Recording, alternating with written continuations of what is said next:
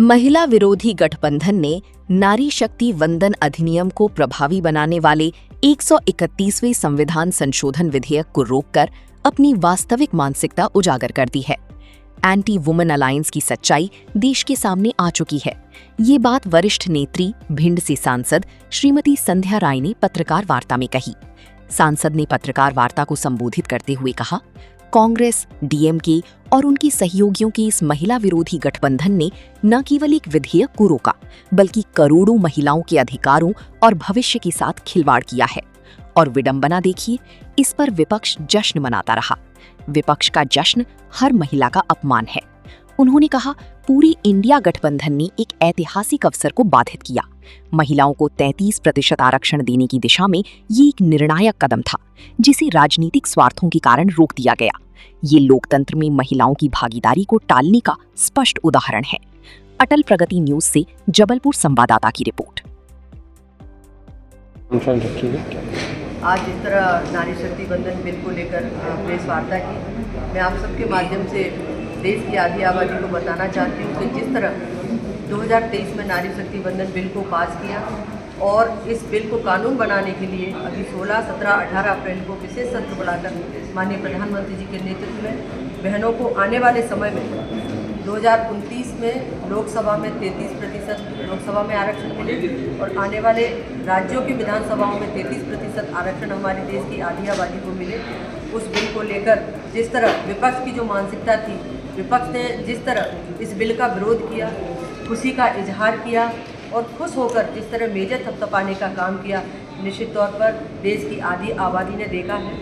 इस बिल को वो चाहते तो पूर्ण बहुमत से पेश करते थे, क्योंकि ये बिल कोई राजनीतिक विषय नहीं था। ये पूरे देश की आधी आबादी के एक महत्वपूर्ण विषय को लेकर उनके उद्धार के लिए, उनके गौरव के लिए और देश की आधी आबादी की भूमिका, देश के निर्णयों में, देश की प्रगति में उनकी भूमिका हो, उस दिशा को लेकर ये बिल था। तो कहीं ना कहीं इसका विरोध किया है जिस देश की आधी आबादी ने देखा है और मुझे पूर्ण भरोसा है कि देश की आधी आबादी, देश की नारी शक्ति समय आने पर इसका जवाब जरूर देगी।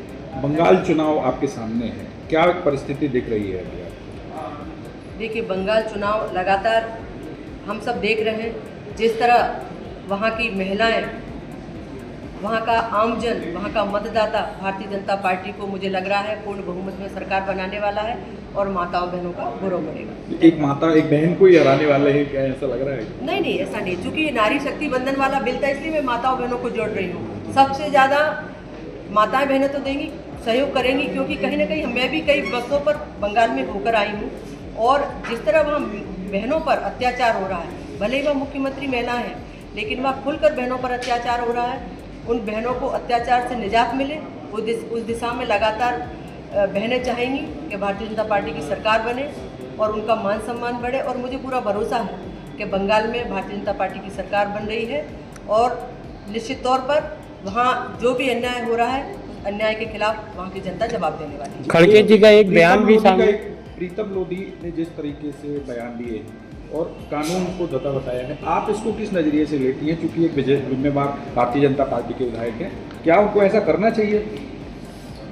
देखिए, प्रतिनिधि के नाते निश्चित तौर पर हम सबकी बहुत मर्यादा भी रहती है और निश्चित तौर पर हम सब लोग पालन भी करते हैं। कहीं ना कहीं कुछ चीज़ें हुई हैं तो निश्चित तौर पर पार्टी ने उन्हें नोटिस दिया है और वो उस नोटिस का जवाब देंगे पार्टी ने। एक सवाल और है, क्या महिला को आज भी राजनीति इतनी सरल है कि यदि बिल आ गया तो ठीक है, एक आप लोगों को उतारेंगे चुनाव में? पार्टी के स्तर पर भी पार्टी अध्यक्ष नहीं बन पा रही हैं महिलाएं। बहुत जिम्मेदारी जो है वो मुख्य जिम्मेदारी महिलाओं को आज भी नहीं दी गई। आपको लगता है कि बिल आने के बाद जो है महिलाएं राजनीति में इतने मुखर होकर लड़ पाएंगी? हाँ, देखिए भैया, मैं खुद आपके समक्ष बैठी हुई हूँ। मैं एक साधारण से परिवार से आई हुई हूँ, कोई ज़्यादा बड़ा परिवार नहीं है, किसान परिवार है और निश्चित तौर पर मेरी जैसी कई महिलाएं, आज हम आधी आबादी को सरपंच के, उसमें पंच और सरपंच और नगरीय निकायों और हम इसमें भी हम बहनों को देख रहे हैं। पहले का भी हमने देखा है और अभी भी हम देख रहे हैं 50% आबादी आज आरक्षण के कारण, हो सकता है कुछ बहनें काम नहीं कर पा रही हो अच्छा, लेकिन कुछ बहनें बहुत अच्छा काम कर रही हैं। तो निश्चित तौर पर मैं यही कहूँगी, हम अगर ऐसा नहीं है कि एक बहन अगर कोई काम नहीं कर पा रही तो एक बहन हम कर रही तो ये कह दें कि बहनें काम नहीं कर पा रही। आने वाले समय में हम परिवर्तन भी देख रहे हैं। आज से 30 साल पहले की स्थिति और आज की स्थिति, आज हर क्षेत्र में बहनें, राजनीति के क्षेत्र को ले लो चाहे पंच हो, चाहे सरपंच हो, चाहे मेयर हो, चाहे जिला पंचायत के अध्यक्ष हो, चाहे नगर पालिका के अध्यक्ष हो, चाहे हमारी विधायक हो, चाहे हमारी सांसद बहनों, हर क्षेत्र में बहुत अच्छा काम कर रही है। और एक जैसे आपने कहा कि क्या हमारी बहनें काम कर पाएंगी, देखिए जब हमारा भाई भी एक काम करता है तो निश्चित तौर पर वो कोई भी पद लेता है, वो कार्य करता है, उसके पीछे भी परिवार काम करता है, चाहे वो मातृशक्ति हो, चाहे परिवार का भाई हो। तो हम कहते हैं कि उस भाई के पीछे उसकी माँ का हाथ था, उसकी पत्नी का हाथ था।